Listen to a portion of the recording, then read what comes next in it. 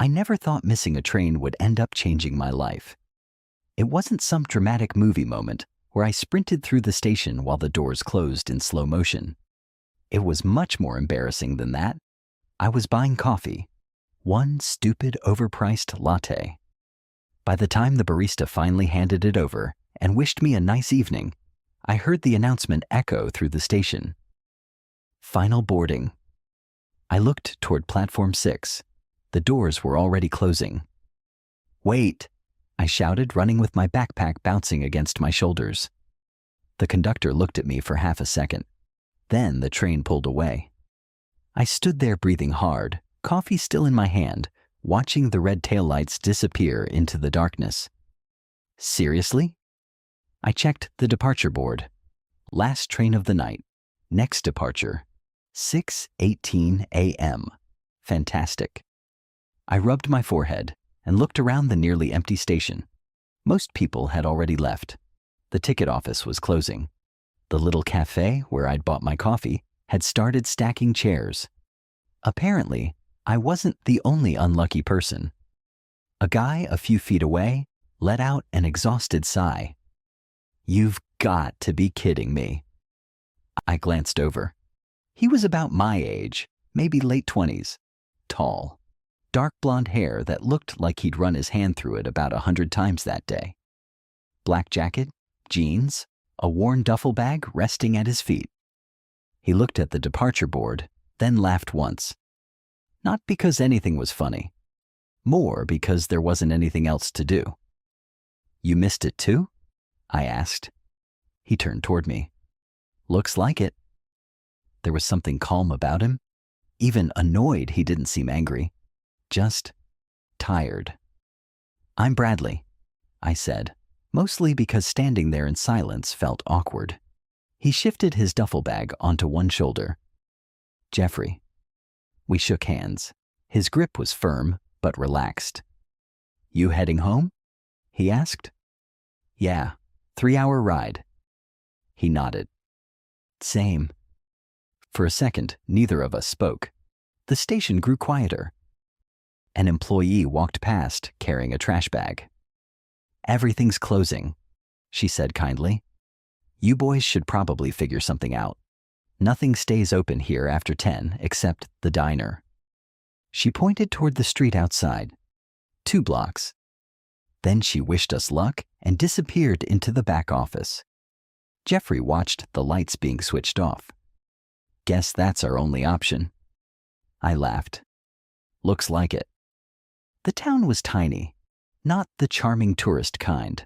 The kind where every storefront closed before sunset. A hardware store, a pharmacy, an old movie theater with faded posters, a bakery already dark inside. The streets were almost empty, except for a few parked cars. You ever been here before? Jeffrey asked. No. You?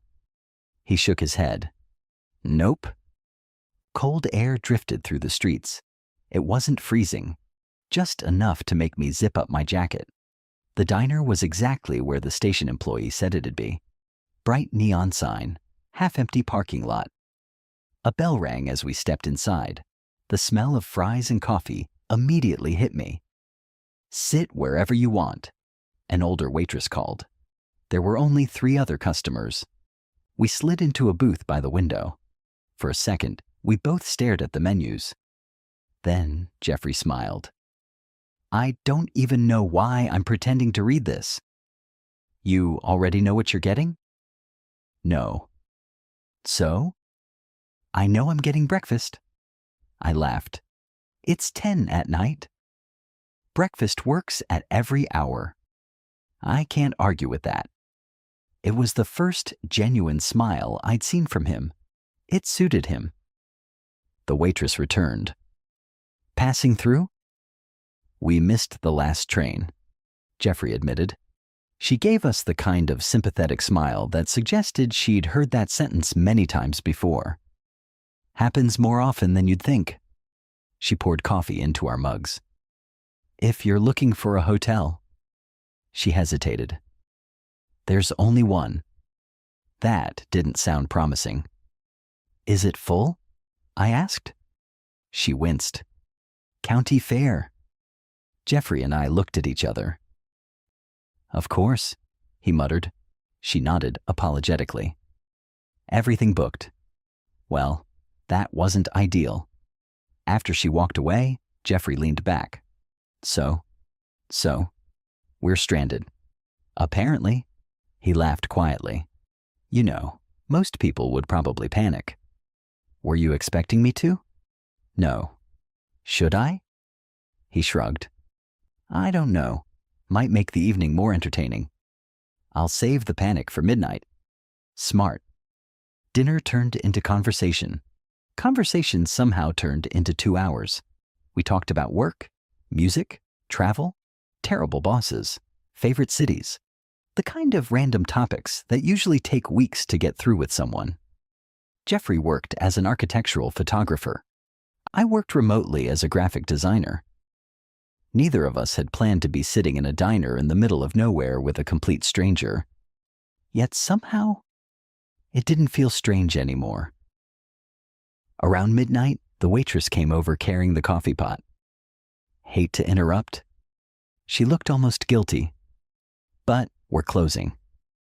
Jeffrey glanced out the window. The streets were completely empty now.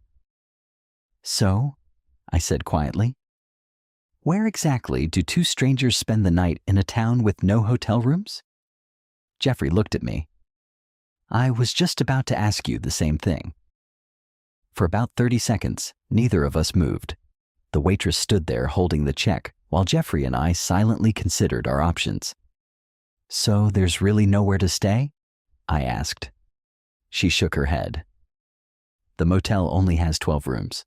The county fair fills them every year. Jeffrey smiled politely. Thanks anyway. She lowered her voice. If it helps, the station waiting room stays open all night. Really? She nodded. Technically. The pause after technically didn't inspire much confidence. But they turn the heat off after midnight. I looked out the window. It wasn't snowing, but the temperature had definitely dropped. Jeffrey paid the bill before I could even reach for my wallet. You didn't have to do that. You bought the first round of coffee. That was $6. So, I owe you breakfast tomorrow. He grinned. I'll hold you to that. Outside, the town felt even quieter than before. Streetlights reflected off the damp pavement. Somewhere in the distance, a train horn echoed through the darkness, almost mocking us. Jeffrey adjusted the strap of his duffel bag. Station? Looks like our best option. The walk back took 10 minutes. The station looked completely different now. The ticket office was dark. The electronic boards had gone into sleep mode. Only the waiting room lights were still on. Inside, there were maybe 6 plastic chairs, a vending machine, and an old radiator that was no longer warm. Well, Jeffrey said, I've definitely slept in worse places. You have? Airport floors? Ouch. Delayed flight. I think airports should be legally required to provide pillows. They should. I dropped my backpack beside one of the chairs. It became painfully obvious almost immediately that nobody was getting comfortable here. The chairs had metal armrests between every seat. Impossible to lie down. Jeffrey tested one anyway before giving up. Who designed these? Someone who hated tired people. He laughed. Probably. For a while, we just talked. Not because either of us had something important to say. Mostly because neither of us wanted to admit how exhausted we were. So, Jeffrey asked, what were you doing before all this? I was visiting my sister. Good trip. Yeah. I smiled. My niece turned 5. He nodded. I've got a nephew about that age. You close? Pretty close. The way he smiled when talking about his family made him seem different, softer, less guarded. What about you? He asked. My parents still think I work too much. They're probably right. They definitely are. He leaned back.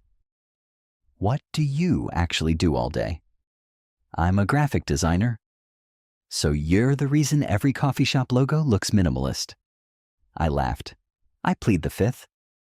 I knew it. What about photography? What about it? How'd you get into it? Jeffrey looked toward the window for a moment. My dad. He was a photographer? No. He just always had a camera. His expression softened.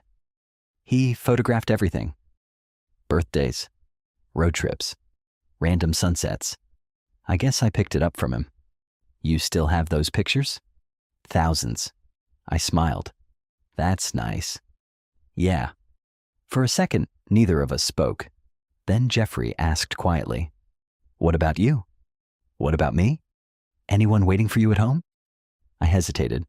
Not really. No girlfriend? I smiled. No. He nodded once. Same. That was it. No awkward follow-up, no assumptions, and just same. Around 1 a.m, the station became even quieter. The vending machine hummed loudly in the silence. A security guard walked through, nodded at us, then continued outside. Jeffrey rubbed his hands together. Okay. I officially underestimated how cold this place gets. I couldn't argue. My fingers were starting to feel numb. The waitress wasn't kidding. No. He stood. I'm going to see if there's another room. You think there is? I doubt it. But sitting here until sunrise sounds miserable. I'll come with you. The station manager was locking up an office when he noticed us. You boys still here? We're trying to find somewhere warm, Jeffrey explained. The older man sighed. I wish I could help. No hotels? Booked. No guest house? He shook his head. Then he frowned thoughtfully. Actually, Jeffrey and I both looked up. There might be one place. Hope immediately returned. It's not exactly a hotel. What is it? I asked. My cousin runs a little bed and breakfast about 15 minutes away. Jeffrey smiled. That sounds perfect. The manager scratched his chin. Only problem? Of course there was a problem. He only has one room left. Jeffrey looked at me. I looked at him. The manager continued. It's got one queen bed. Silence. Then Jeffrey shrugged. I don't snore. I laughed. That's your sales pitch? It usually works. The station manager chuckled. If you're interested, I can call him. I looked at Jeffrey. You okay sharing? He answered so casually, it caught me off guard. We're just sleeping. Exactly. 5 minutes later, the manager hung up the phone. You're lucky. He'll wait up. He scribbled an address on a piece of paper. About 1.5 miles. Jeffrey looked outside. We walking? I guess we are. The cold hit us immediately. The streets were almost deserted. Our footsteps echoed as we followed the quiet road toward the edge of town. Neither of us talked much, mostly because we were tired. About halfway there, Jeffrey suddenly stopped. What? He pointed upward. I looked. The clouds had finally cleared. Hundreds of stars stretched across the sky. Living in the city, I'd forgotten what the night sky could actually look like. Wow, I whispered. Jeffrey smiled without taking his eyes off it. Missing that train might have been worth it for this. I looked at him instead of the stars. He didn't notice. Or maybe he did. After a moment, he glanced over. What? I smiled. Nothing. He gave me a curious look before shaking his head. Come on. The room's waiting. I had no idea that by sunrise, Jeffrey wouldn't feel like a stranger anymore. The bed and breakfast turned out to be an old white house with a wraparound porch and flower boxes under every window. At nearly 2 a.m, it looked almost unreal. One porch light was still on. Jeffrey glanced at the handwritten address again. This should be it. Before either of us reached the steps, the front door opened. An older man in his 60s smiled as if he had been expecting us. You must be the train boys. I laughed. I guess that's us. He introduced himself as Martin and ushered us inside. The house smelled faintly of cinnamon and old books. It felt warm, comfortably warm. After the freezing walk through town, it was the best feeling imaginable. I've only got one room left, Martin said apologetically. My cousin told you that already? He did, Jeffrey replied. If it's still available, we'll take it. Martin handed us an old-fashioned brass key. Second floor, end of the hallway. He hesitated for a moment. Breakfast starts at 7 if you're still here. Jeffrey smiled. We definitely will be. The staircase creaked beneath our feet. Neither of us said much. I think we were both too tired to keep talking. Room 7 wasn't fancy. It didn't need to be. Cream-colored walls, a wooden dresser, a small bathroom, one bedside lamp, and, exactly as promised, one queen-sized bed. Jeffrey set his duffel bag on the floor. Well, I echoed. For about 5 awkward seconds, we simply stared at the bed. Then Jeffrey laughed first. We're acting like it's radioactive. I know. It's literally just a bed. I've never shared one with someone I met 4 hours ago. He nodded. Fair point. He unzipped his duffel bag. I've got gym shorts if you want to borrow a pair. You carry extra clothes everywhere? I'm a photographer. Still doesn't explain it. He grinned. I spill coffee on myself a lot. I couldn't help smiling. That's actually believable. A few minutes later, we had both changed into comfortable clothes. I stood by the window, looking out over the quiet street while Jeffrey disappeared into the bathroom. When he came back, he was rubbing a towel through his damp hair. Without his jacket, he looked younger somehow. Less like the composed stranger I'd met at the station, more like someone I'd known longer than a single evening. Bathroom's free, he said. Thanks. When I returned a few minutes later, Jeffrey had already pulled back one side of the blankets. I figured we could just, he pointed, stay on our own sides. Works for me. The room suddenly felt strangely quiet. I turned off the bedside lamp. Darkness settled around us. For a while, neither of us spoke. I could hear the old house settling, a clock ticking somewhere downstairs, rain tapping softly against the windows again. Then, Jeffrey broke the silence. You awake? Yeah. I keep thinking about how ridiculous today was. I laughed quietly. Same. If someone told me yesterday I'd be sharing a room with a stranger because we both missed the same train, I would have laughed. Exactly. Another pause. Then he asked, Can I ask you something? Sure. Why were you traveling alone? It wasn't an uncomfortable question, just personal. My sister offered to drive me home. So why didn't she? I told her not to. Why? I stared at the ceiling. I've gotten used to doing everything by myself. The words came out before I really thought about them. Jeffrey didn't answer immediately. Finally, he said, I know that feeling. You do? Yeah. My last relationship. He stopped himself. I turned my head slightly. You don't have to talk about it. No. He sighed. It's okay. It ended almost a year ago. I'm over it. Mostly. I waited. He moved across the country. Jeffrey's voice stayed calm, but I could hear the disappointment underneath it. We tried long distance. It didn't work. I'm sorry. So am I. Silence settled over the room again. Then he laughed softly. I wasn't planning on talking about exes with someone I met tonight. I wasn't planning on sleeping in the same room as someone I met tonight. Fair. That made both of us laugh. I don't know what time I finally fell asleep. It couldn't have been long, because the next thing I knew, thunder cracked somewhere nearby. I woke with a start. The room flashed white for a split second. Rain hammered against the roof. Another loud crack followed almost immediately. Instinctively, I sat up. Across the room, another flash of lightning lit everything again. "You okay?" Jeffrey's voice came through the darkness. "Yeah. I've never liked thunderstorms." He was quiet for a second. "Me neither." Another boom rattled the windows. The lights flickered once. Then the entire room went dark. The little digital clock by the bed disappeared.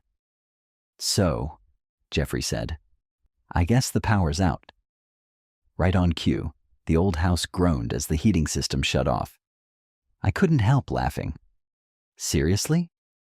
This night just keeps getting better." Jeffrey laughed too. I was thinking exactly the same thing. The room felt colder by the minute. After another few moments, Jeffrey spoke again. "Bradley?" "Yeah? I know this is going to sound ridiculous." "What?" "The blanket's not exactly huge." I looked down. He wasn't wrong. The quilt barely covered both of us as it was. "If we keep trying not to move, we're both going to freeze." I smiled into the darkness. "So, what's your brilliant solution?" His answer came with a sheepish laugh. "I think we're going to have to stop pretending this is a king-size bed." Another clap of thunder echoed outside. Neither of us said anything. Then, almost at the same time, we both shifted a few inches toward the middle. Our shoulders brushed. For a brief second, both of us froze. Neither of us pulled away. Instead, Jeffrey smiled somewhere in the darkness. "I promise I'm less awkward during daylight?" I laughed. I was just about to say the same thing. Outside, the storm continued. Inside, the distance between us suddenly didn't feel quite so large anymore. I don't know when the storm finally stopped. Sometime before sunrise, I must have fallen asleep again.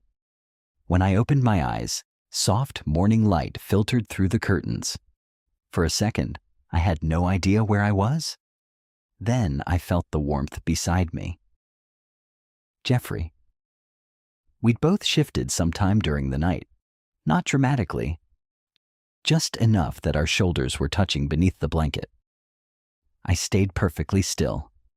Not because it was uncomfortable, because moving suddenly felt like it would somehow make the night disappear. A few seconds later, Jeffrey stirred. He blinked once, clearly just as confused as I had been. Then he noticed how close we were. "Oh." I laughed quietly. "Morning." He smiled, rubbing a hand across his face. "Morning." Neither of us hurried to move away. Eventually, Jeffrey stretched carefully and sat up. "I think the power's back." The little clock on the nightstand blinked 7:04. "Looks like we made breakfast." I remember someone promising me breakfast. I did. "You also owe me one." I remember that too. Downstairs, the dining room looked exactly how you'd imagine a small-town bed and breakfast. Fresh coffee, homemade biscuits, scrambled eggs, a basket full of warm muffins. Martin waved us over. "Sleep all right?" Jeffrey and I exchanged a quick glance. "Eventually," I answered. Martin chuckled.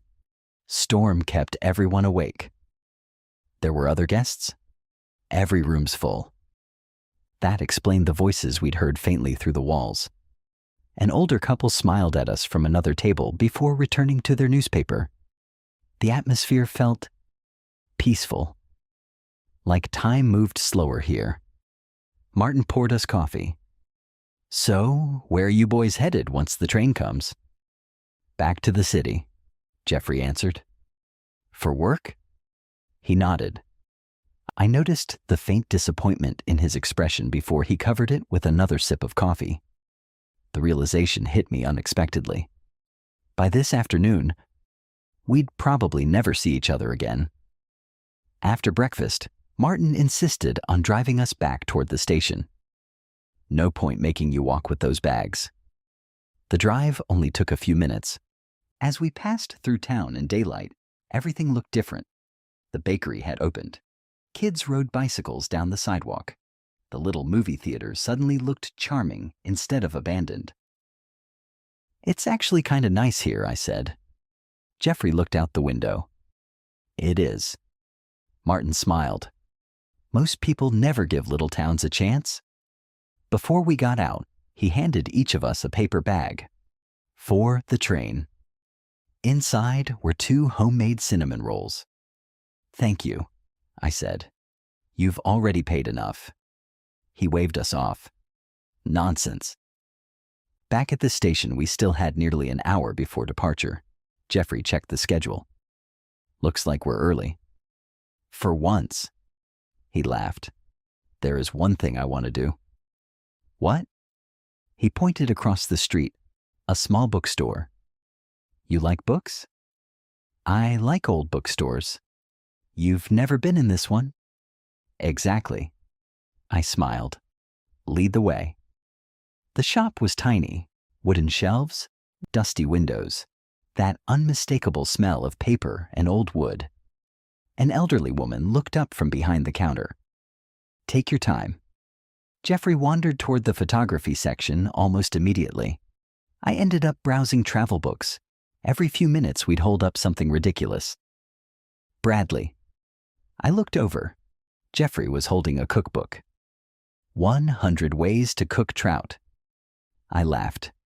Very specific. I don't even like trout. Maybe this book could change your life. I somehow doubt it. A little while later, I found him sitting on the floor between 2 shelves. He was flipping through an old photo collection of train stations around the country. "Find something?"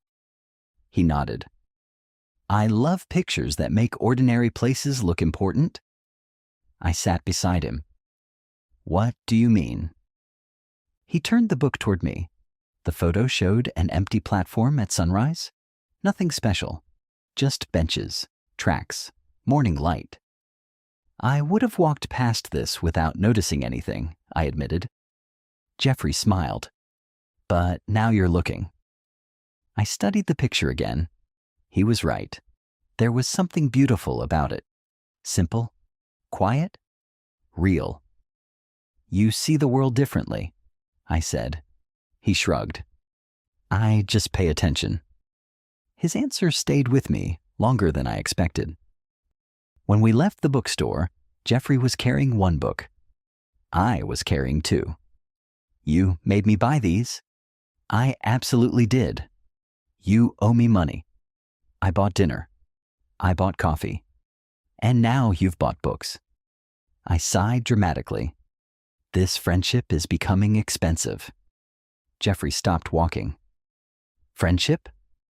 The word hung between us. I suddenly realized what I'd said. "Oh, I mean," he smiled. "I like that." "So do I." It felt strangely natural, as if we'd skipped weeks of awkward introductions, as if we'd known each other much longer than one unexpected night. Back at the station, people had started gathering on the platform. The train would arrive in 15 minutes. Jeffrey looked at his ticket, then frowned. "Huh. What?" "Our seats." I glanced at mine. Same car, same row, across the aisle from each other. I laughed. "Seriously?" He grinned. "I guess the universe isn't done with us yet." As the announcement echoed through the station, I realized something that made my chest unexpectedly heavy. Yesterday morning, Jeffrey had been a complete stranger. Now, the thought of saying goodbye felt far more difficult than it should have. The train rolled into the station right on time. Its brakes hissed as it came to a stop, and passengers began stepping off before we climbed aboard. Jeffrey looked at me and smiled. "Ready?" "As ready as I'll ever be." We found our seats without much trouble. He was by the window. I sat directly across the aisle. It should have felt like we were finally getting back to normal life. Instead, it felt strangely disappointing. The train pulled away from the platform, leaving the little town behind. I watched the bed and breakfast disappear in the distance. So, Jeffrey said, resting his elbow against the window. So? I guess we survived. Barely. We're officially experts at being stranded. I hope I never need that skill again. He laughed. Fair. For the first hour, the ride was quiet, not awkward, comfortable. Jeffrey edited photos on his laptop while I answered a few work emails I'd ignored since yesterday. Every now and then, one of us would glance over, smile, then go back to what we were doing. It felt easy. At one point, Jeffrey turned his screen toward me. What do you think? It was a black and white photograph of the tiny station we'd left that morning. The platform was empty, except for a single bench. Morning light stretched across the tracks. You took that before breakfast? When you were paying Martin. I stared at it. It looks... I searched for the right word. Important.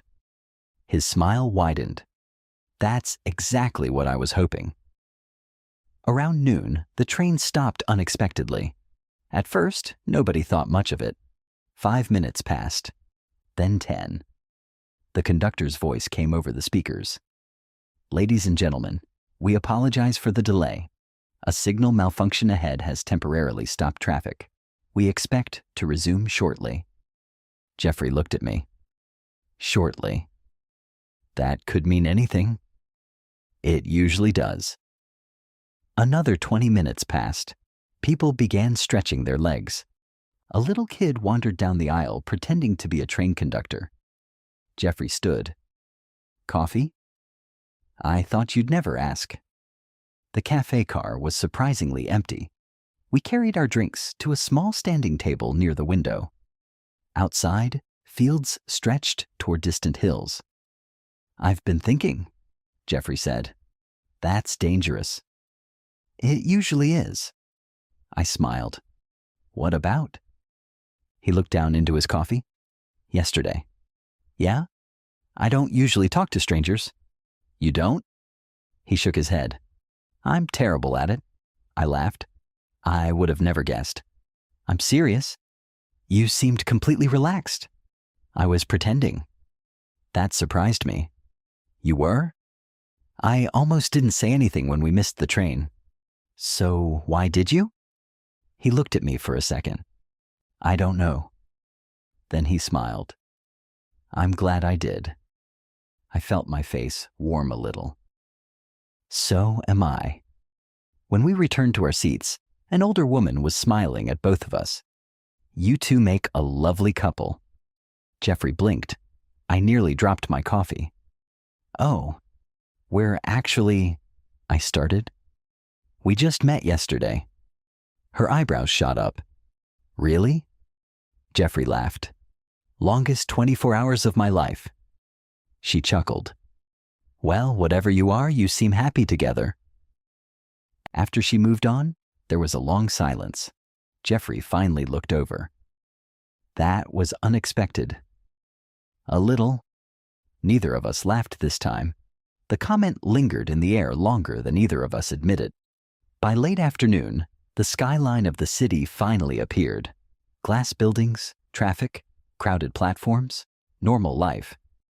The train slowed as it approached the central station. Neither of us seemed eager to stand. Eventually, Jeffrey broke the silence. So, here we are. Yeah. The words felt heavier now. We gathered our bags, stepped onto the crowded platform. Within seconds, hundreds of people flowed around us. After spending a day in a quiet little town, the noise felt overwhelming. Jeffrey adjusted his duffel bag. My subway's this way. I nodded.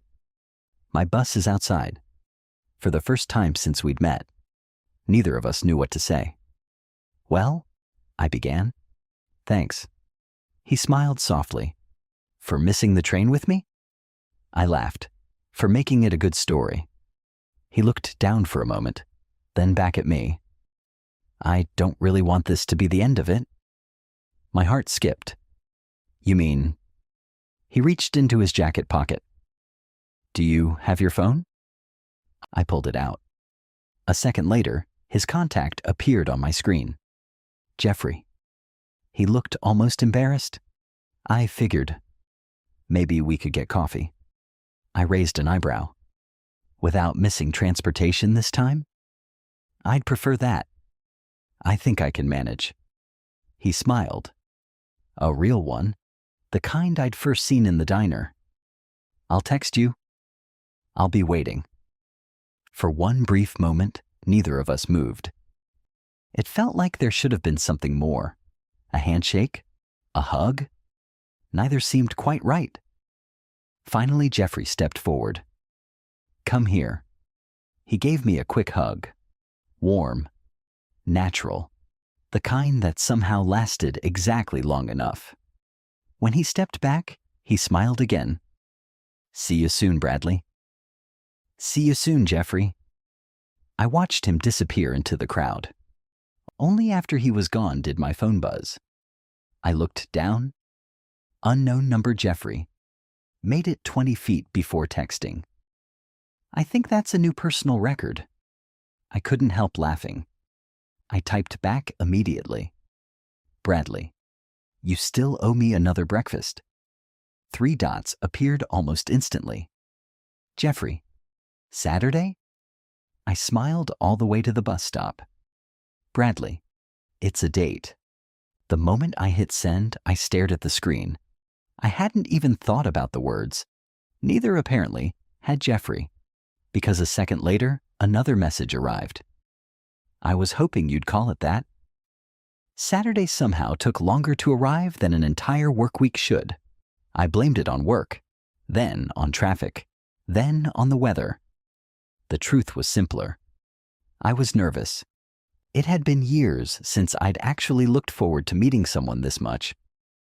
Jeffrey texted me Friday night. Jeffrey, 8:30? There's a coffee place near the river that doesn't charge $12 for a latte. I laughed out loud in my apartment. Bradley, now that's my kind of place. The cafe overlooked the waterfront. Big windows, wooden tables, people reading books or working on laptops. I spotted Jeffrey before he saw me. He was standing outside with a camera hanging around his neck, studying something across the street. For a second, I just watched him. He looked exactly the same, maybe a little more relaxed, as if meeting me wasn't something he had to think about. Then he turned. His face immediately lit up. Bradley. Hey. Without hesitation, he stepped forward and hugged me. This one lasted just a little longer than the one at the station. I wasn't sure you'd recognize me without train-related stress, he joked. I recognized the camera. He looked down at it. I was shooting nearby this morning. Anything interesting? He smiled. I'll show you. Coffee somehow turned into brunch. Brunch somehow turned into a walk along the river. By early afternoon, neither of us had mentioned going home. So, I said as we leaned against the railing overlooking the water. Were you serious? About what? Not talking to strangers. He nodded. Very. You seem comfortable with people. I fake confidence. I looked at him. You've fooled everyone. Not everyone. He smiled. You noticed. I wasn't sure what to say to that, so instead I asked, what about you? What about me? Have you always been this easy to talk to? I laughed. My friends would absolutely disagree. Jeffrey suggested walking through a weekend street market nearby. Rows of handmade crafts, food stalls, and local musicians filled the square. We wandered without any particular destination. At one booth, a woman was selling old film cameras. Jeffrey picked one up carefully. My first camera looked almost exactly like this. You still have it? My parents do. You should frame it? He smiled. It barely worked. That's not the point. He looked at me for a second. You get sentimental pretty easily. I do. I like that. The words were quiet, simple, but they stayed with me. A little later, we stopped to watch a man sketching portraits. The artist looked up at us. "You too?" Jeffrey laughed. "No, thank you." The artist frowned. "Why not?" "We're just—" Jeffrey hesitated. I noticed. He wasn't sure how to describe us either.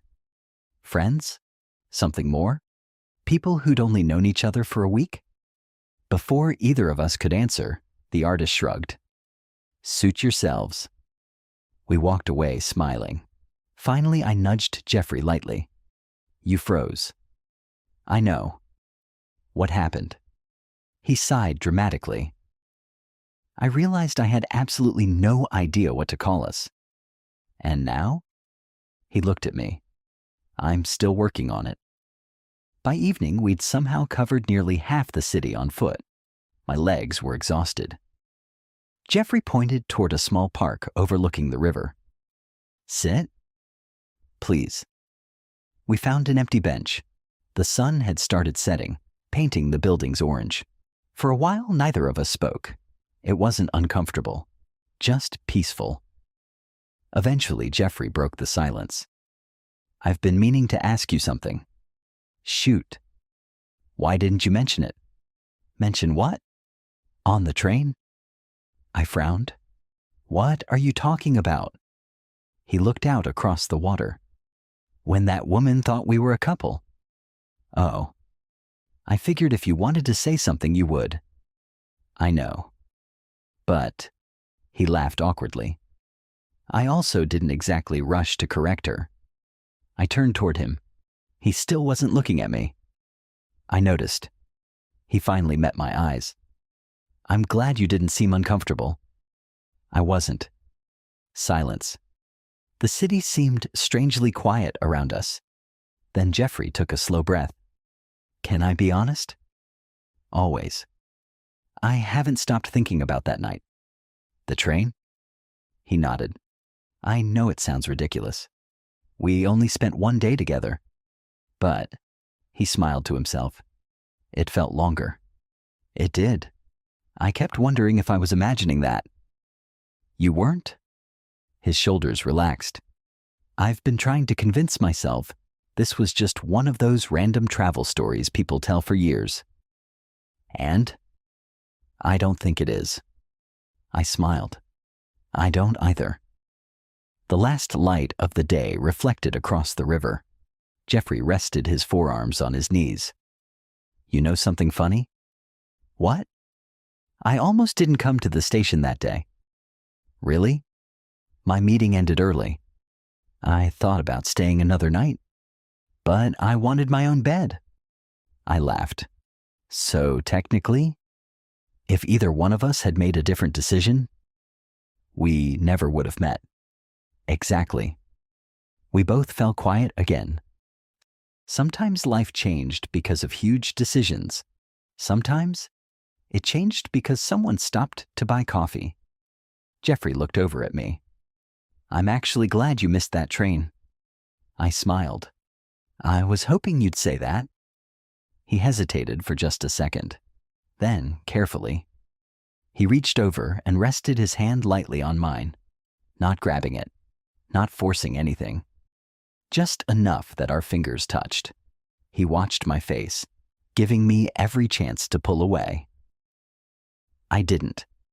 Instead, I turned my hand over until our fingers naturally fit together. Neither of us spoke. We didn't need to. For the first time since we'd met, it felt like neither of us was wondering where this was going anymore. We already knew. For the next few minutes, neither of us said anything. We just sat there on the bench, watching the river while our hands remained loosely intertwined. It wasn't dramatic. There wasn't a crowd. No music suddenly started playing. It simply felt right. Jeffrey smiled without looking at me. "I've wanted to do that since the train." I laughed softly. "You picked a patient approach?" "I wasn't exactly sure where your head was." "Neither was I." He looked over. "And now?" I squeezed his hand gently. "I think I'm catching up." The sky had turned deep blue by the time we left the park. Streetlights reflected across the water, and the evening air had cooled enough that I zipped up my jacket. Jeffrey glanced toward me. You hungry again? We ate like 4 hours ago. So? I laughed. I guess that's a yes. We ended up at a small Italian restaurant tucked into a side street. Nothing fancy. Candles on the tables, soft music playing in the background. The hostess smiled as she picked up 2 menus. Date night? Jeffrey looked at me. This time, neither of us hesitated. Yeah, he answered. Her smile widened. Right this way. As soon as we sat down, I looked across the table. You answered pretty fast. He grinned. I've been wanting to. So have I. Dinner felt different. Not because everything had suddenly changed, because nothing had. We still joked about everything, still interrupted each other, still laughed over stupid stories. Only now there wasn't any uncertainty sitting between us. So, Jeffrey said after the waiter cleared our plates, I have a confession. Should I be worried? Probably not. He leaned forward slightly. When I first saw you running after the train, I groaned. Oh, no. I thought you were going to make it. So did I. You looked incredibly determined. I was determined. You were also holding a coffee. I know. Jeffrey laughed. I remember thinking, he paused, that if you'd dropped the coffee, you probably would have caught the train. I've thought about that too. And? I smiled. I don't regret choosing the coffee anymore. His expression softened. Neither do I. After dinner, we wandered through the city without any destination. The sidewalks were busy. People laughed outside restaurants. Music drifted from open windows. Jeffrey suddenly stopped outside a small photography gallery. Want to go in? It was almost closing, but the owner waved us inside. Large landscape photographs covered the walls. Forests, mountains, old train stations. Jeffrey studied every image carefully. You know, I said, I've noticed something. What? You always stop at pictures with people in them. He looked surprised. I do? Even if they're tiny. He turned toward one photograph, a lone traveler standing on an empty platform, barely visible. You notice details? I learned from you. He smiled quietly. I like hearing that. When we stepped back outside, the streets had grown calmer. Jeffrey checked the time. I should probably head home. I know. Neither of us sounded very enthusiastic about it. We walked toward the subway entrance together. Halfway there, Jeffrey slowed. I've got another confession. 2 in one night? I'm on a roll. Let's hear it. He laughed. I almost texted you the day after we met. What stopped you? I didn't want to seem desperate. I burst out laughing. I checked my phone about 30 times that day. You did? I was wondering why you hadn't texted. Jeffrey covered his face with one hand. So, we were both overthinking. Apparently. We could have saved ourselves 24 hours. I blamed the train. I blamed the coffee. We reached the subway entrance. People streamed past us, heading home after a long day. Jeffrey shifted his backpack onto one shoulder.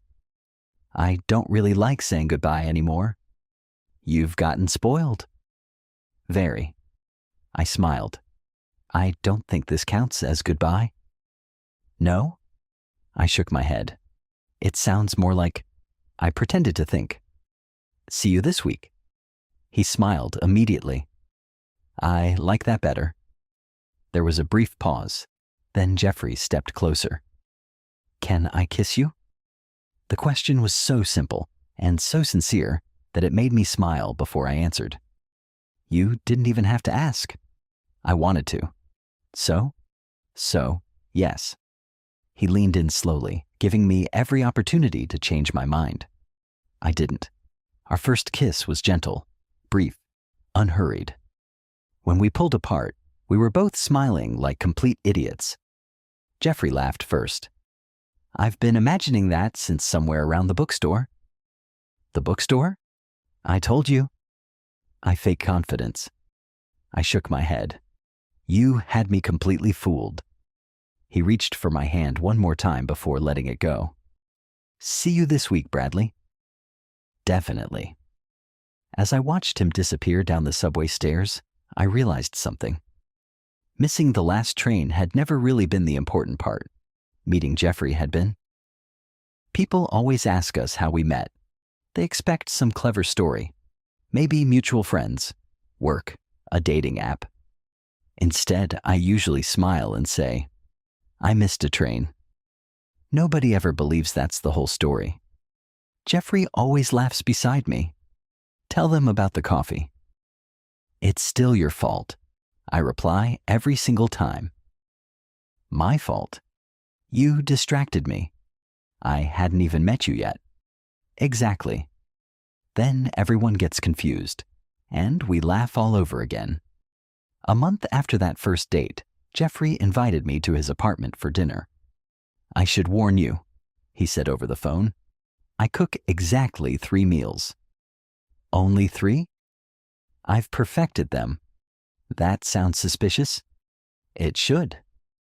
When I arrived, his kitchen looked like a small disaster. Flour on the counter, vegetables scattered everywhere, music playing quietly in the background. He looked up and sighed dramatically. I may have exaggerated. "The 3 meals? My ability to cook them." I laughed. "Need help?" He handed me a cutting board. "I was hoping you'd ask." Dinner took twice as long as it should have, mostly because we kept talking instead of cooking. When we finally sat down to eat, Jeffrey took one bite, then looked at me. "It's not terrible." "It's actually good." He smiled proudly. "I'm adding this to my list." "So, now you know 4 meals. Let's not get ahead of ourselves." The weeks turned into months almost without us noticing. Some evenings we'd meet after work and walk along the river. Other weekends we'd disappear for day trips with Jeffrey's camera slung over his shoulder. He taught me how to notice little things. Morning light reflecting in puddles. Old buildings everyone else ignored. Tiny cafes hidden down side streets. "You see it now," he'd say whenever I pointed out something before he did. "I think you're rubbing off on me." I was hoping. In return, I introduced him to my favorite bookstores, little diners, and quiet places I'd always escaped to whenever life became too loud. Without ever planning it, we built routines together. One rainy Saturday, almost 6 months after we met, Jeffrey showed up outside my apartment carrying 2 train tickets. I looked at them, then at him. "What are these?" "A surprise." "You're being mysterious." "I know." "Should I be worried?" "You'll like this one."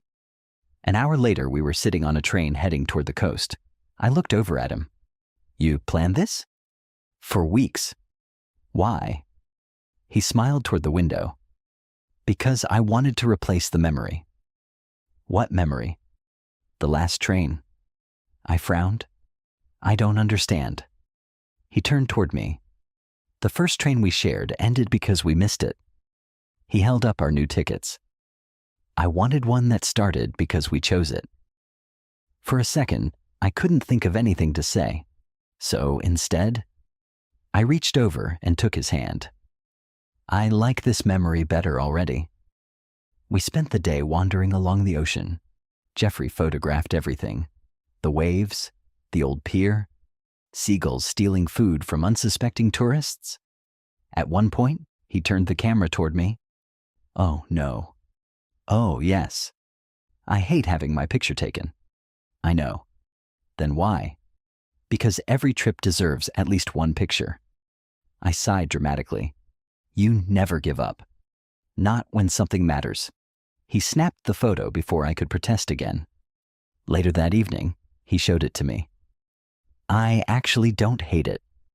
"I know." You knew? I wasn't photographing your smile. What were you photographing?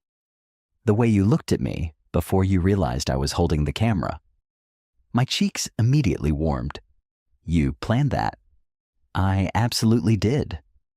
Nearly a year after we met, Jeffrey asked if I wanted to visit the little town again. The one where we got stranded? Exactly. We went back in early autumn. The station looked almost identical. The diner was still there. Even the waitress recognized us after a few minutes. The Train Boys. Jeffrey laughed. I guess that's our official title. She pointed toward our favorite booth. I had a feeling you'd come back someday. We spent the afternoon walking through the quiet streets, smiling at how familiar everything suddenly felt. Before leaving town, we stopped at Martin's bed and breakfast. He answered the door himself. For a moment, he looked confused. Then his eyes widened. Well, He broke into a huge smile. You boys made it back. We wanted to say thank you, Jeffrey said. Martin looked between us, then smiled even wider. I had a feeling something good would come from that missed train. Before we left, Martin insisted on taking our picture on the front porch. Jeffrey stood beside me, one arm around my shoulders. Ready? Martin asked. Ready, Jeffrey answered. The camera clicked. For a brief second, I thought about that first night. The cold station, the empty streets, the tiny diner, the single room with one bed. It all felt impossibly far away now.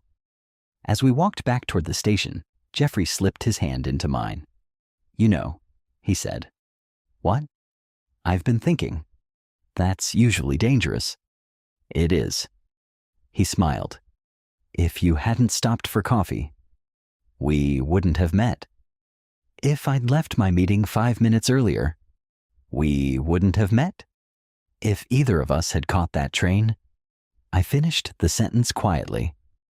We would have stayed strangers. He stopped walking. People passed around us, but neither of us noticed. I'm really glad we didn't. I smiled. So am I.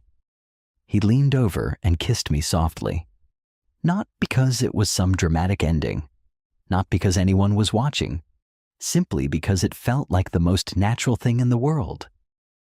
Sometimes people spend years searching for the person who changes their life. I found mine because I bought an overpriced latte and missed the last train. Looking back now, I don't remember the frustration. I don't remember the cold waiting room. I don't even remember how annoyed I was standing on that platform. What I remember is meeting Jeffrey, and if someone offered me the chance to go back and catch that train, I'd still let it leave without me.